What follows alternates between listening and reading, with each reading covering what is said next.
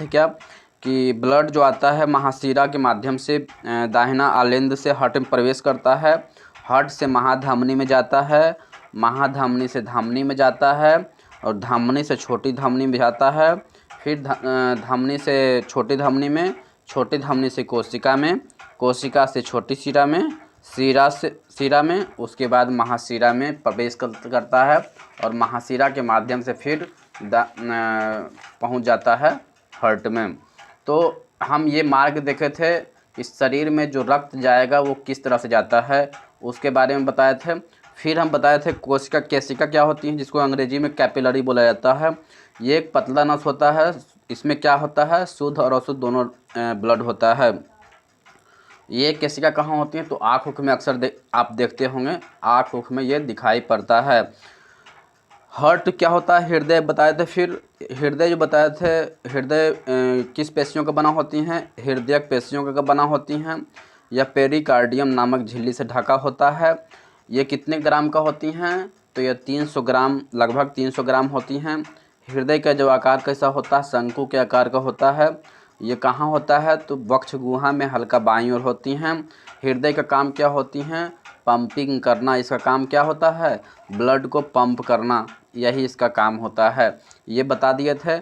फिर हम heart chamber बताए थे कि हार्ट चैम्बर क्या होता है, तो हृदय में पाए जाने वाला जो गुहा होता है उसे हम चैम्बर बोलते हैं। हार्ट चैम्बर, हार्ट चैम्बर में जो खाली स्थान होती है उसे हम बोलते हैं हार्ट चैम्बर। जो दिल में यानी हृदय में जो खाली जगह होती है उसको क्या बोला जाती है, हार्ट चैम्बर बोला जाता है। हार्ट चैम्बर में, हार्ट में होती क्या क्या है, तो आलिंद और निलय होता है। क्या होती हैं, आलिंद और निलय। आलिंद को हम अंग्रेजी में क्या बोलते हैं, ऑट्रियम बोलते हैं या ऑरिकल बोला जाती हैं, जबकि निलय, निलय को क्या बोलते हैं, वेंट्रिकल बोला जाता है। क्या, वेंट्रिकल। आलिंद जो होती हैं इसका काम क्या होती हैं, तो ये हार्ट में ये ऊपर वाला जो भाग जो बताए थे वो हार्ट के ऊपर वाला भाग आलिंद होती हैं। शरीर में जो ब्लड आता है, वो रक्त जो आता है वो आलिंद के माध्यम से ही प्रवेश करता है। निलय क्या होती हैं, जिसे वेंट्रिकल होती हैं, हृदय का निचला भाग होती हैं, रक्त को पंप करने का काम करती हैं, जिससे पूरे शरीर में रक्त पहुंच जाए। मछली के हृदय में 2 चैम्बर होती हैं। उभयचर जिसे मेढक बोला जाती हैं, जो जल और स्थल दोनों पर रहती हैं। सरीसृप जो रेंगता है, सांप छिपकली क्या होती हैं, सरीसृप होती हैं। तो उभयचर में कितने चैम्बर होगा, 3 चैम्बर होगा। मगरमच्छ और घड़ियाल क्या होती हैं, मैं बताया था, मगरमच्छ और घड़ियाल सरीसृप होती हैं। इनका हृदय चैम्बर 4 चैम्बर को होती हैं, ये अपवाद है। स्तनधारी और पक्षी में हृदय चैम्बर कितना होता है, 4 होता है। कितना होती हैं हार्ट चैम्बर, 4 होती हैं। तो इतना हम कल बता दिए थे। पार्ट 2 में परिसंचरण तंत्र के पार्ट 2 वाले भाग में हम इतना कवर कर चुके थे। मैं उसे जल्दी से जल्दी रिवीजन भी कर दिया। चलिए पार्ट 3 जो परिसंचरण तंत्र का पार्ट 3 वीडियो है, अब मैं उसे स्टार्ट करता हूं, उसको समझने का प्रयास करता हूं कि क्या आगे का प्रोसेस क्या है इसका। तो परिसंचरण तंत्र में जो हम ब्लड देख लिए, चैम्बर देख लिए, आलिंद निलय देख लिए, फिर ब्लड कैसे जाता है मार्ग देख लिए। अब क्या करेंगे, ये तो शरीर में हम देखे थे कि शरीर में ब्लड कैसे आता है और कैसे जाता है, लेकिन अब हम हार्ट के विषय में अच्छी तरह से पढ़ने का प्रयास करेंगे। इसका जो हम पिक्चर है, इसमें हम बोर्ड पर राइट नहीं कर पाए क्योंकि जगह की कमी है। तो हम क्या करेंगे, उस पिक्चर को हम लगा देंगे। तो चलिए, पिक्चर आपको दिखाई पड़ रहा होगा। हृदय के अंदर रक्त का मार्ग, क्या हार्ट के अंदर जो है वो रक्त कैसे जाएगा, कैसे आएगा, अब इसके बात हम करेंगे। क्योंकि हम शरीर में तो देख लिया कि शरीर में जो ब्लड होता है वो कहाँ से आता है और कहाँ जाता है, कैसे लंग्स में जाता है, कैसे फेफड़ा में जाते, दाहिना निलय में जाती हैं, महाशिरा में कहाँ से जाती हैं, फिर शरीर में जाती हैं कैसे, कोशिका में कैसे, केशिका में कैसे जाता है। इन सारी चीज़ों को हम क्या किए, देख लिए थे। अब हम हृदय में, अब हार्ट की बात करेंगे, हम लोग सिर्फ हार्ट की बात करेंगे कि हार्ट में जो हार्ट के अंदर जो रक्त का मार्ग है वो कैसे जाएगा, मतलब हृदय में कैसे रक्त पहुंचता है। तो याद रखेंगे, जैसा कि हम बतलाए थे कि शरीर में जो अशुद्ध रक्त होता है वो महाशिरा के माध्यम से ही दाहिना आलिंद में प्रवेश करता है। यानी कि महाशिरा क्या होता है, महाशिरा को इंग्लिश में वेना कावा बोला जाती हैं। क्या बोला जाती हैं? वेना कावा बोला जाती हैं। ये महाशिरा के माध्यम से ही, क्या, महाशिरा के माध्यम से ही ब्लड कहाँ पहुँचता है? दाहिना आलिंद में पहुँचता है, जैसा कि आप फिगर में देख रहे होंगे। फिर दाहिना आलिंद जो होती हैं वो प्रवेश द्वार होती हैं। ब्लड जो अंदर प्रवेश करेगा वो दाहिना आलिंद में ही प्रवेश करेगा। दाहिना आलिंद इस अशुद्ध रक्त को दाहिना निलय में प्रवेश कर देगा। मतलब दाहिना आलिंद में जाएगा ब्लड और फिर नीचे में दाहिना निलय होती हैं, तो दाहिना निलय में ब्लड चल जाएगा। फिर दाहिना निलय के बाद एक धमनी होता है, ठीक है। एक धमनी क्या नाम है? फुफ्फुस धमनी। क्या? फुफ्फुस धमनी। हालांकि धमनी में तो शुद्ध रक्त होता है, याद रखें। जब हम पार्ट फर्स्ट बता रहे थे तो हम बताए थे कि धमनी में तो शुद्ध रक्त होता है, लेकिन फुफ्फुस धमनी में अशुद्ध क्यों होता है। अब ये भी बताए थे कि जब समय आएगा तो हम बता देंगे कि फुफ्फुस धमनी में हम अशुद्ध रक्त ही क्यों बता। अब जरा सोचिए, ये दाहिना साइड में हम क्या बताए थे? दाहिना साइड में जो ब्लड जब महाशिरा से जब ब्लड आता है वो तो अशुद्ध होता है। क्या होता है? वो तो अशुद्ध होता है। और फुफ्फुस धमनी किधर है? महाशिरा के साइड में ही तो है ना, यानी कि दाहिना आलिंद की तरफ है। तो फुफ्फुस धमनी में तो अशुद्ध रक्त ही होगा ना। ये शुद्ध कहाँ से आ गया? ये तो अशुद्ध ही रहेगा, क्योंकि हालांकि फुफ्फुस धमनी क्या है? एक धमनी है। क्या है? एक धमनी है। अब नाम रख देने से थोड़े कुछ होता है। तो फुफ्फुस धमनी, इस चीज़ को, इस जो धमनी देख रहे हैं, इस धमनी का नाम क्या है? फुफ्फुस धमनी है। क्या है? फुफ्फुस धमनी है। और इसमें ब्लड कैसा होगा? आप जाहिर सी बात है ये ब्लड अशुद्ध होगा। और ये जो अशुद्ध ब्लड है इसको शुद्ध करना है। पहले इसको क्या करना है? शुद्ध करना है। और शुद्ध कहाँ होता है ब्लड? फेफड़ा में जाकर शुद्ध होता है। जैसा कि आपको पार्ट फर्स्ट में ही बतला दिया गया है कि ब्लड कहाँ शुद्ध होता है, तो फेफड़ा में शुद्ध होती हैं। अब फुफ्फुस धमनी है कहाँ? आप देख रहे हैं दाहिना साइड में है, और दाहिना साइड में क्या होती है? अशुद्ध रक्त होती हैं। तो फुफ्फुस धमनी में कैसा ब्लड जाएगा? फुफ्फुस धमनी में कैसा ब्लड जाएगा? अब आपको क्लियर हो गया होगा, हमें बताने की ज़रूरत भी नहीं पड़ रहा है कि फुफ्फुस धमनी में शुद्ध होगा या अशुद्ध होगा। आप इसे देख रहे होंगे, क्योंकि फुफ्फुस धमनी राइट साइड है, दाहिना साइड है, और दाहिना साइड महाशिरा होता है, और महाशिरा में तो अशुद्ध रक्त होता है। फिर फुफ्फुस धमनी में शुद्ध कैसे हो जाएगा? भाई फुफ्फुस धमनी में शुद्ध कैसे हो जाएगा? क्योंकि फुफ्फुस धमनी तो आप देख रहे हैं कि राइट साइड में है, और राइट साइड में ब्लड कैसा होता है? अशुद्ध होता है। इसका मतलब फुफ्फुस धमनी में कैसा ब्लड होगा? अशुद्ध होगा। अब ये अशुद्ध ब्लड को कहाँ फेंकते हैं? लंग्स में। और लंग्स क्या करता है? फेफड़ा में जाकर ब्लड शुद्ध हो जाता है। फेफड़ा में जाकर क्या होगा? फेफड़ा में जाकर शुद्ध हो गया। अब ये शुद्ध जो ब्लड है, अब ये कहाँ पर जाएगा? फुफ्फुस शिरा। कहाँ? फुफ्फुस शिरा। फुफ्फुस शिरा होता कहाँ है? याद कीजिए, फुफ्फुस शिरा जैसा पिक्चर में दिखाई पड़ रहा होगा, लेफ्ट साइड है। लेफ्ट साइड है ना, तो फुफ्फुस शिरा जब लेफ्ट साइड है, हालांकि शिरा में तो अशुद्ध ब्लड होता है, जैसा कि आपको फर्स्ट पार्ट में बतला दिया गया था कि शिरा में कैसा ब्लड होता है? शिरा में अशुद्ध ब्लड होता है। लेकिन भाई यहाँ पर फुफ्फुस शिरा में शुद्ध कैसे हो जाएगा? तो देखिए, फेफड़ा से ब्लड आ रहा है ना, ये कहाँ से ब्लड आ रहा है? फेफड़ा से आ रहा है, और फेफड़ा ब्लड को शुद्ध कर दिया होगा। फेफड़ा से ब्लड आ रहा है, यानी ब्लड कैसा है? ऑक्सीजनेटेड है, यानी क्या है? ऑक्सीजन जनित है, यानी कि क्या? शुद्ध ब्लड है। और यही शुद्ध ब्लड ने फुफ्फुस शिरा में गया है, तो फुफ्फुस शिरा में कैसा ब्लड होगा? शुद्ध होगा। अब आपको पता चल रहा होगा कि फुफ्फुस धमनी में क्या? फुफ्फुस धमनी में शुद्ध होता है, और फुफ्फुस शिरा में अशुद्ध ब्लड होता है। अब आपको अच्छा से पता चल गया होगा। ये लोग बोलता है कि ये अपवाद है। अपवाद नहीं है, आप समझेंगे तो अपवाद कैसे है? ये जेन्युइन है, और ये आपको समझना पड़ेगा कि ये अपवाद उपवाद कुछ नहीं है। इसको समझने का तरीका अगर आपको समझ में आ जाएगा तो आप समझ जाएंगे कि ये सही है या अपवाद है। तो फुफ्फुस शिरा क्या होती हैं? फुफ्फुस शिरा चूँकि ऑक्सीजनेटेड ब्लड है, तो फेफड़ा से ये ब्लड आ रहा है, और फेफड़ा से जब ब्लड आएगा तो ये कैसा ब्लड होगा? अरे भाई, फेफड़ा से ब्लड आएगा तो वो तो सही ब्लड होगा, ये तो शुद्ध ब्लड होगा ना।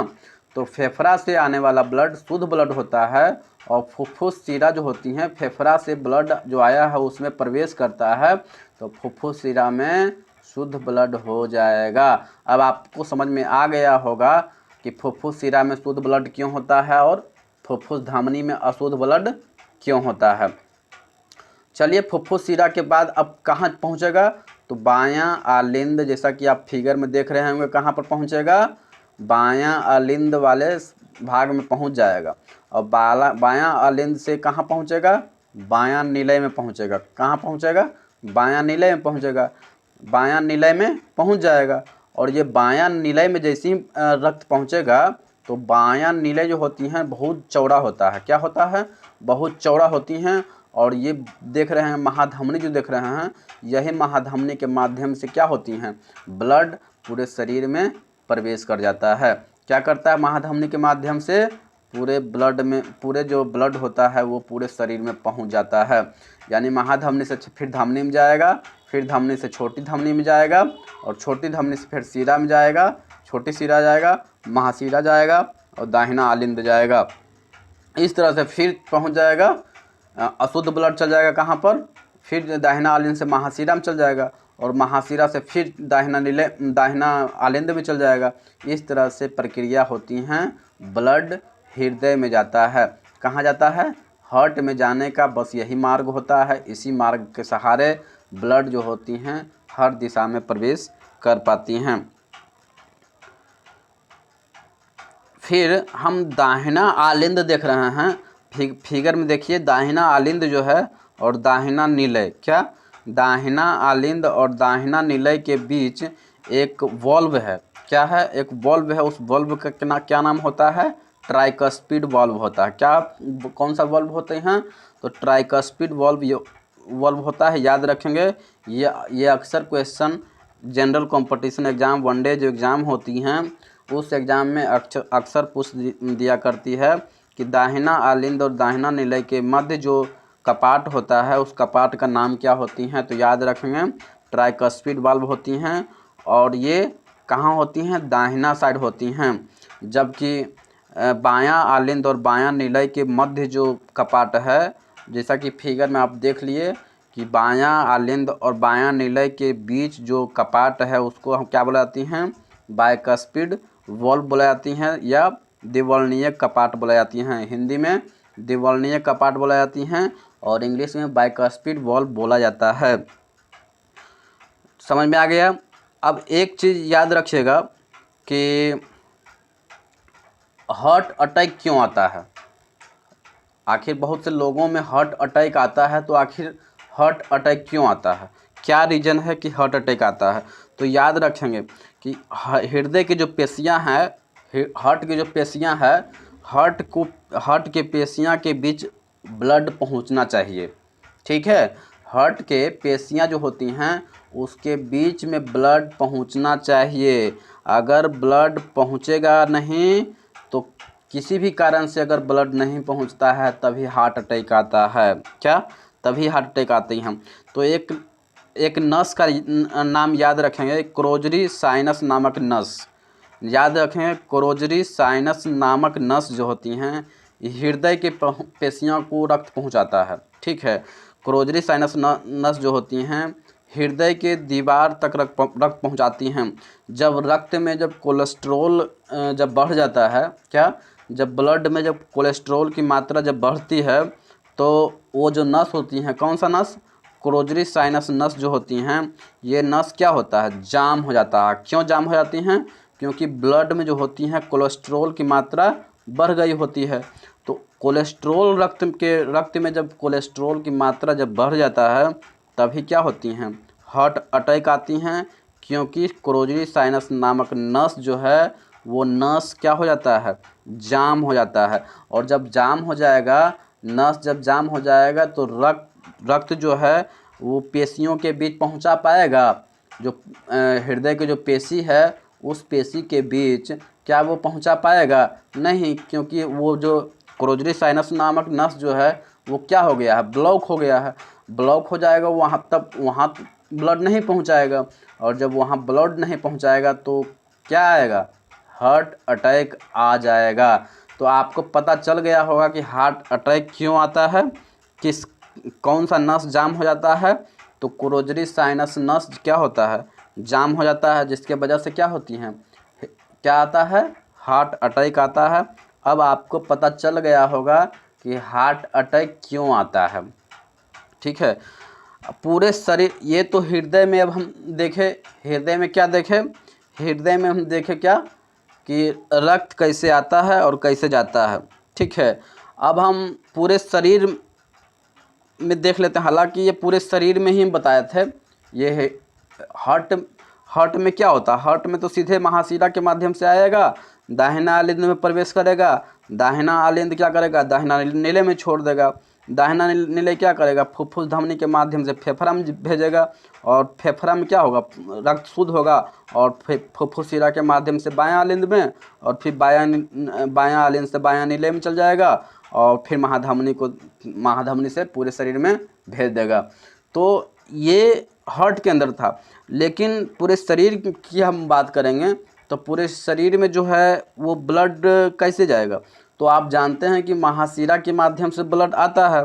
तो महाशिरा के माध्यम से ब्लड आएगा 1, फिर जाएगा दाहिना आलिंद में 2, फिर दाहिना निलय में 3, फिर फुफ्फुस धमनी में जाएगा फुफ्फुस धमनी में जाएगा शुद्ध करवाने के लिए, फेफड़ा में जाएगा 4, फुफ्फुस शिरा में जाएगा तो 5, बायां आलिंद 6, बायां निलय 7, फिर महाधमनी 8, फिर धमनी 9, फिर छोटी धमनी 10, फिर कोशिका 11, छोटी शिरा 12, फिर शिरा 13, महाशिरा के माध्यम से दाहिना आलिंद में प्रवेश कर जाएगा। यानी कि 13-14 स्थानों से गुजरता है, और तब जाके ब्लड कहाँ पहुँचता है, पूरे शरीर में पहुँच जाता है। एक बार फिर से देखिए, रक्त जो है वो ब्लड किस माध्यम से जाता है, महाशिरा के माध्यम से पहुंच गया दाहिना आलिंद में। अब जब दाहिना आलिंद में प्रवेश किया ब्लड, फिर कहाँ जाएगा, दाहिना निलय में जाएगा, फिर दाहिना निलय से फुफ्फुस धमनी के माध्यम से कहाँ जाएगा, शुद्ध होने के लिए फेफड़ा में, और जब फेफड़ा में चला जाएगा तो फेफड़ा से फिर बायां आलिंद में भेजना है। तो बायां आलिंद में जाने के लिए क्या, फुफ्फुस शिरा होती है, उसके माध्यम से बायां आलिंद में प्रवेश करेगा। फिर बायां आलिंद में गया तो फिर बायां निलय में जाएगा, फिर निलय में जाएगा, फिर महाधमनी के माध्यम से पूरे शरीर में क्या कर देगा, भेज देगा। समझ में आया। तो हृदय में हम समझ गया कि ब्लड कैसे जाता है। हृदय का मार्ग में जब एक नस होती हैं, हृदय की पेशी में जो ब्लड जाता है, एक नस क्या होती हैं, कोरोनरी साइनस नस जो होती हैं, वो ब्लड को भेजता है कहाँ, हार्ट के दीवार के पास भेजता है। जब ये जाम हो जाती हैं, जब ब्लड में ज़्यादा कोलेस्ट्रॉल आ जाती हैं, तो ये जाम हो जाती हैं, जिसके कारण क्या आता है, हार्ट अटैक आती हैं। ये हम देख लिए, ये हम समझ गए। हृदय की जो धड़कन है, यानी हार्ट के जो धड़कन है, उसको मापने के लिए डॉक्टर जो है एक मशीन का प्रयोग करते हैं, जिसका नाम क्या होती हैं, स्टेथोस्कोप। किसके, हृदय की जो धड़कन है, क्या, हृदय की जो धड़कन, उसको मापने के लिए, क्या करने के लिए, मापने के लिए डॉक्टर साहब एक मशीन का यूज करते हैं, जिसका नाम क्या है, स्टेथोस्कोप है। ठीक है, स्टेथोस्कोप है। उसी स्टेथोस्कोप से धड़कन का पता चलती हैं कितने धड़कता है। अब एक आला जो डॉक्टर साहब लगाए हुए रहती हैं, आप देखते हैं कान में आला लगाए रहती हैं, तो डॉक्टर साहब क्या सुनते हैं, तो डॉक्टर साहब जो होती हैं कान में लगाकर जो हार्ट लब डब जो करती हैं, लब डब जो करती हैं, वही लब डब की आवाज़ को क्या करते हैं, डॉक्टर साहब सुनते हैं। 1 मिनट में 72 बार क्या करती हैं, हार्ट बीट होता है। यानी एक बार में 1 मिनट की बात करते हैं तो 72 बार धड़कता है। कितने बार धड़कता है, हार्ट कितने बार धड़कती हैं, 72 बार धड़कता है। अब ब्लड कितना होती हैं, एक सामान्य जीवन में कितना ब्लड होती हैं, एक मानव में 5.5 लीटर होती हैं। 5.5 लीटर ब्लड होती हैं पुरुष में, और मेल में फीमेल में क्या होती हैं, आधा लीटर कम होती हैं। यानी एक बार में 70 ml जो होती हैं, एक बार में 70 ml ही ब्लड को पंप करता है हार्ट। याद रखेंगे, एक बार में 70 ml ही ब्लड को हृदय पंप करती हैं, लेकिन आपके शरीर में तो होना चाहिए 5.5 लीटर, क्योंकि आपके शरीर में कितना ब्लड है, लगभग 5.5 लीटर है, लेकिन पंप कितना कर रहा है 70 ml, यानी एक बार में पंप करेगा 70 ml। चूँकि 1 मिनट में 72 बार को धड़कना है, एक बार में 1 मिनट में 72 बार धड़कना है, और एक बार में कितना पंप कर रहा है 70 से 72 में गुना कीजिएगा तो कितना आएगा, लगभग 50 से ज़्यादा आएगा, यानी कि लगभग 50.40 लगभग में आएगा। तो आप इसको क्या कह सकते हैं, लगभग 5.5 लीटर, यानी कि 5.5 लीटर को 5.5 लीटर ब्लड पंप करने के लिए 1 मिनट में हृदय को कितना बार धड़कना पड़ेगा, 72 बार धड़कना पड़ेगा, क्योंकि कितना ब्लड होती हैं तो 5.5 लीटर ब्लड होती हैं। कितना ब्लड होती हैं, 5.5 लीटर ब्लड होती हैं। तो अगर 5.5 लीटर ब्लड को पंप करना है तो हार्ट को कितना बार धड़कना पड़ेगा, 72 बार धड़कना पड़ेगा, क्योंकि एक बार जब हार्ट बीट होता है तो कितने मिलीलीटर ब्लड पंप करता है, तो 70 ml ब्लड पंप करती हैं। अब देखते हैं पेसमेकर जो होती हैं, डॉक्टर जो पेसमेकर मरीजों को यूज करते हैं, वो पेसमेकर का काम क्या होती हैं। तो पेसमेकर का हार्ट की जो धड़कन होती हैं, ठीक है, हार्ट का क्या होती हैं, धड़कन जो होती हैं, उसको कंट्रोल करने के लिए डॉक्टर क्या लगाते हैं, पेसमेकर। जब सही ढंग से अगर धड़कन नहीं धड़क पाता है, इसका मतलब होती हैं कि उसका क्या खराब प्रॉब्लम हो गया है, सांस लेने में परेशानी हो रहा है। तो डॉक्टर क्या करती हैं, चेकअप करके स्टेथोस्कोप से चेकअप करती हैं, और कहीं दिक्कत होता है तो क्या करती हैं, पेसमेकर का लगा देते हैं हम। तो मरीज को पेसमेकर लगा देते हैं, किस लिए, धड़कन को कंट्रोल करने के लिए। धड़कन को क्या करने के लिए, धड़कन को कंट्रोल करने के लिए पेसमेकर लगाया जाता है। और पेसमेकर लगता कहाँ है, तो हार्ट के दाहिना जो आलिंद है, ठीक है, हार्ट के दाहिना जो आलिंद है वहाँ पर क्या लगाई जाती हैं, पेसमेकर लगाई जाती हैं। समझ में आ गया होगा पेसमेकर का यूज क्यों करते हैं। मरीजों को जो हार्ट बीट जो होती हैं, धड़कन होती हैं, उसको कंट्रोल करने के लिए डॉक्टर मरीजों को पेसमेकर लगाते हैं।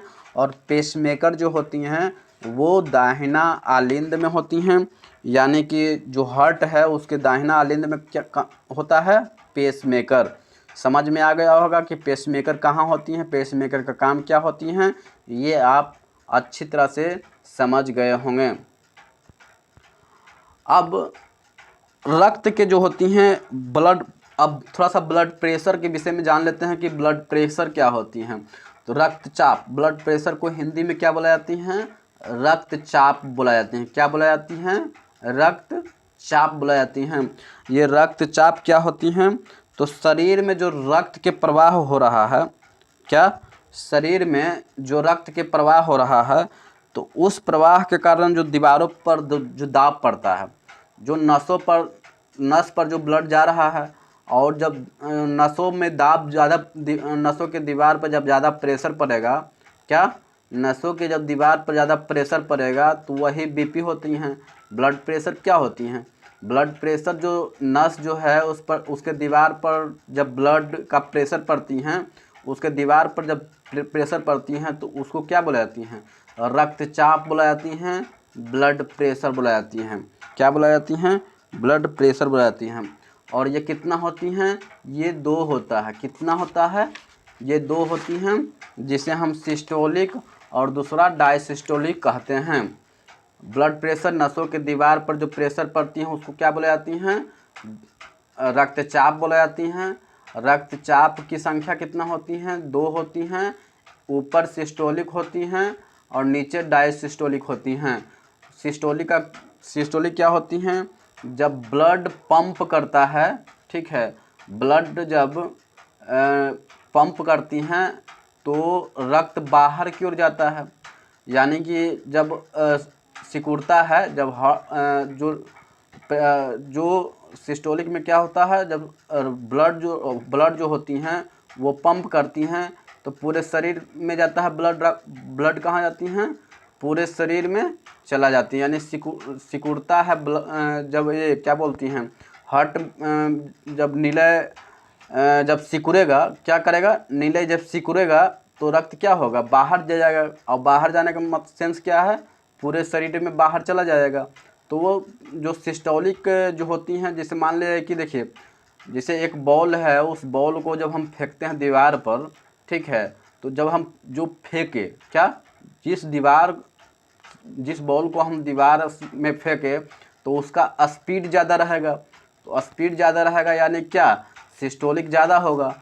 क्योंकि भाई कोई भी बॉल है आप दीवार पर मारते हैं तो स्पीड उसका ज़्यादा होता है, लेकिन जब दीवार से टकराकर जब बाहर अंदर की ओर आता है तो उसका स्पीड उतना होता है, नहीं होती हैं। तब आप ऐसे समझ सकते हैं कि सिस्टोलिक क्या होती हैं, जब निलय जो होती हैं वो सिकुड़ता है, और जब निलय सिकुड़ेगा तो एकदम पूरा ब्लड क्या होगा, पूरा पंप करके बाहर पूरे शरीर में प्रवेश कर जाएगा। लेकिन डायसिस्टोलिक क्या होती है, जब निलय फैलता है, और जब निलय जब फैलेगा तो रक्त कहाँ जाएगा, हृदय में आ जाएगा। जैसे आप बॉल को लीजिए, बॉल को लेते हैं हम, कहीं फेंकते हैं तो क्या स्पीड में बॉल जाता है हम, लेकिन वही दीवार से टकराकर जब ब्लड आता है या बॉल आता है तो क्या होता है, उतना स्पीड उसमें रहता है क्या, नहीं रहता है। तो आप सिस्टोलिक और डायसिस्टोलिक कैसे समझ सकते हैं, जब निलय का काम क्या होती है, ब्लड को पंप करना, यही होता है ना। तो निलय जब सिकुड़ेगा, सिकुड़ने का मतलब क्या है कि इधर एक बार में स्प्रिंग को देखते हैं, जब स्प्रिंग को एक बार सिकुड़ाइए तो क्या करेगा, पूरा जो होते हैं जो भी टच में आता है उसको लिल्ले उल्ले निकल जाता है। तो वही होती है सिस्टोलिक, क्या होती हैं, जब निलय सिकुड़ता है तो क्या होता है, ब्लड जो होती हैं पूरे शरीर के बाहर चल जाती हैं। और जब निलय जब फैलता है, जब फैलेगा तो थोड़े मतलब उसमें स्पीड रहेगा, स्पीड थोड़ा कम जाएगा, यानी क्या करेगा, ब्लड कहाँ आ गया, हृदय में पहुँच गया। तो सिस्टोलिक और डायसिस्टोलिक जो होती हैं वो रक्तचाप का ही एक पार्ट होती हैं। ब्लड प्रेशर में 120/80 नॉर्मल माना जाती हैं, यानी कि जिस मरीज का बीपी 120/80 कहने का सेंस ये है कि 120 जो होती हैं वो सिस्टोलिक होती हैं और 80 जो होता है वो डायसिस्टोलिक होती हैं, यानी ये नॉर्मल कंडीशन में है। यानी कि जब बीपी आपका 120/80 होगा और ये mmHg में होती हैं, जो नॉर्मल होती हैं, क्या होती हैं, यानी ऊपर सिस्टोलिक होती हैं और नीचे डायसिस्टोलिक होती हैं। तो यानी कि बीपी 120/80 mmHg जो होती हैं वो नॉर्मल होती हैं। बीपी जब बढ़ जाता है, क्या, जब बीपी बढ़ता है तो उसको क्या बोला जाती हैं, हाइपरटेंशन बोला जाती हैं। कहीं बहुत लोग जिसको क्या करते हैं, जल्दीबाजी में इसको हाइपोटेंशन मार देते हैं, जबकि वो गलत है। क्या है, गलत है। बीपी जब बढ़ा होता है तो उसको क्या होता है, हाइपरटेंशन, हाइपर बोला जाती हैं, हाइपर। बीपी जब बढ़ा होती है तो उसको क्या बोला जाती हैं, हाइपरटेंशन बोला जाती हैं। और बीपी जो बढ़ा हुआ है, अगर एक दवा का नाम हम बता देते हैं, एटिनॉल। एटिनॉल का काम क्या होती है कि जब बीपी जब आप बढ़ गया होता है तो एटिनॉल क्या करती हैं, उस बीपी को क्या करते हैं, कम कर देते हैं। तो एटिनॉल का प्रयोग जो होती हैं वो बीपी को घटाने के लिए होती हैं। क्या, बीपी को अगर बढ़ा हुआ बीपी है और उसको घटाना है तो आप एटिनॉल का प्रयोग कर सकते हैं। जब बीपी घट जाता है, क्या होता है, जब बीपी घट जाता है तो उसको हाइपोटेंशन बोला जाती हैं। क्या बोला जाती हैं, हाइपोटेंशन बोला जाता है। याद रखिएगा, हाइपरटेंशन और हाइपोटेंशन में अंतर बहुत थोड़ा सा का अंतर है, आप इसमें कन्फ्यूजन नहीं करेंगे। बीपी जब बढ़ा हुआ है तो उसको हाइपरटेंशन बोला जाती हैं, और जब बीपी घटा हुआ है तो उसको हाइपोटेंशन बोला जाता है। बीपी को मेजर किस में करते हैं, mmHg में करती हैं। बीपी को मेजर करने की बात बोलेंगे तो उस स्फेगनोमैनोमीटर से बीपी को मेजर की जाती हैं, बीपी को मापा जाता है। अब थायरॉक्सिन जो होती हैं, क्या, थायरॉक्सिन और एक एड्रेनलिन होती हैं। थायरॉक्सिन और एड्रेनलिन, इसका काम क्या होती हैं, हृदय की धड़कनों को कंट्रोल करती हैं। हार्ट का जो धड़कन है वो एक मशीन भी किया था, पेसमेकर के द्वारा क्या करते हैं, वो हार्ट के जो हार्ट का जो बीट है उसको कंट्रोल करने का काम कौन करता है? पेसमेकर किया था। लेकिन एक ग्लैंड है जिसे हम थायरोक्सिन और एड्रेनलिन ग्लैंड जो है वो क्या करती हैं? हार्ट के यानी हृदय के जो धड़कन है उसको कंट्रोल करने का काम थायरोक्सिन और एड्रेनलिन हार्मोन का काम होती हैं। अब एक सबसे पहले जो हार्ट ट्रांसप्लांट हुआ था वो कहाँ हुआ था? तो दक्षिण अफ्रीका में हुआ था और क्रिश्चियन बर्नार्ड थे। क्रिश्चियन बर्नार्ड को पहला ट्रांसप्लांट हृदय ट्रांसप्लांट हुआ था। तो आज के लिए इतना अब ख़त्म हो गया। तो मेरे ख्याल से आपको समझ में आ गया होगा। मैंने आज बताया परिसंचरण तंत्र। परिसंचरण तंत्र के हृदय में सबसे पहले देखे रक्त का मार्ग दिखे, महाशिरा के माध्यम से ब्लड आता है, दाहिना आलिंद में प्रवेश करती हैं, दाहिना नीले में जाती हैं, फिर फुफ्फुस धमनी को फेफड़ा में भेजा जाता है ब्लड को शुद्ध होने के लिए, फिर फुफ्फुस शिरा के माध्यम से बायां आलिंद में प्रवेश करती हैं, फिर बायां आलिंद के बाद बायां निलय में जाती हैं, बायां निलय से महाधमनी, धमनी छोटी धमनी और शिरा के माध्यम से छोटी शिरा होते हुए महाशिरा से फिर दाहिना आलिंद में प्रवेश कर जाती हैं। फिर हम देखें हृदय की धड़कन कौन किसके द्वारा मापा जाता है? तो स्टेथोस्कोप के द्वारा मापा जाता है। आला डॉक्टर लगाते हैं लबडब की आवाज़ सुनने के लिए। 1 मिनट में 72 बार धड़कता है, एक बार में 70 ml यानी 5.5 लीटर ब्लड को पंप करने के लिए 72 बार धड़कना पड़ेगा। डॉक्टर पेसमेकर का यूज करते हैं। पेसमेकर इसलिए लगाते हैं क्योंकि उसका हृदय के धड़कन को कंट्रोल की जाती हैं। फिर हम बताए ब्लड प्रेशर क्या होती हैं, नसों के दीवार पर प्रेशर पड़ती हैं। सिस्टोलिक डायसिस्टोलिक बताया, सिस्टोलिक सिकुड़ता है, जब नीले सिकुड़ता है तो रक्त बाहर भेजा जाता है। डायसिस्टोलिक बताया, नीले जब फैलता है तो रक्त हृदय में आता है। बीपी जो होती है 120/80 सिस्टोलिक डायसिस्टोलिक होती हैं। बीपी जब बढ़ा होती हैं तो उसको हाइपरटेंशन बोलती हैं। बीपी जब घटा होता है उसको हाइपोटेंशन बोले जाती हैं। बीपी नॉर्मल में 120/80 होती हैं, लेकिन जब बीपी बढ़ा होता है तो 140/90 ये होती हैं, बीपी बढ़ा हुआ होती हैं। जब बीपी बढ़ा हुआ होती हैं तो एटेनॉल नामक दवा बीपी को कम कर देते हैं। बीपी को जो कम होता है तो उसको हाइपोटेंशन बोला जाती हैं।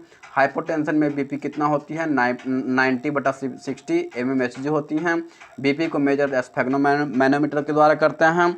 विश्व में पहला हृदय ट्रांसप्लांट जो हुआ था दक्षिण अफ्रीका में डॉक्टर क्रिश्चियन बर्नार्ड को किया गया था। थायरोक्सिन और एड्रेनलिन जो था वो हृदय की धड़कनों को कंट्रोल करने का काम किया था। तो आज के लिए इतना ही। मैंने परिसंचरण तंत्र को ख़त्म कर दिया, आपको समझाया, पूरी मेहनत किया। तो चैनल से जुड़ जाए और चैनल को सब्सक्राइब करके बेल आइकन ऑन कर लें, क्योंकि हर तरह के क्वेश्चन आपको जिस तरह से क्वेश्चन पूछा जाएगा अगर आप समझ गए तो आपको क्वेश्चन नहीं जाएगा, इस चीज़ की गारंटी मेरी है। क्योंकि क्वेश्चन कब छूटता है? जब आप क्वेश्चन को रटते हो। कब छूटता है? जब आप क्वेश्चन को रटते हो तो छूट जाता है, क्योंकि आपको समझ में नहीं आता है, क्योंकि वो क्वेश्चन क्या कहता है और आप क्या समझे हुए होते हो, रट गए होते हो। तो रट जाओगे तो क्वेश्चन समझ में नहीं आएगा। अब आज के कॉम्पिटिटिव एग्ज़ाम में कैसा क्वेश्चन आता है? कॉन्सेप्चुअल आता है। आप याद रखेंगे आज के एग्ज़ाम में आप बिना कॉन्सेप्ट क्लियर किए हुए आप एग्ज़ाम में क्वालिफाई नहीं कर पाएंगे, क्योंकि क्वेश्चन इस तरह से पूछे जाती हैं क्योंकि आपको बिना कॉन्सेप्ट से नहीं पढ़ेंगे तो आपको एक भी क्वेश्चन हल नहीं हो पाएगा। बहुत तरह के क्वेश्चन NTPC के एग्ज़ाम देख लिए, ग्रुप डी के एग्ज़ाम देखे, किस तरह का क्वेश्चन पूछ रहा है। क्या आप कोई लुसेंट पढ़ के जाएगा तो क्या लुसेंट जो होता है वो एग्ज़ाम को करेक्ट करवा सकता है? नहीं करवा सकता। क्यों नहीं करवा सकता है?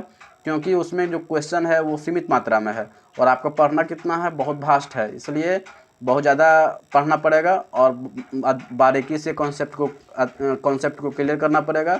तो मेरे ख्याल से आप समझ गए होंगे। तो चैनल से जुड़ जाएं और चैनल को सब्सक्राइब करके बेल आइकन ऑन कर लें।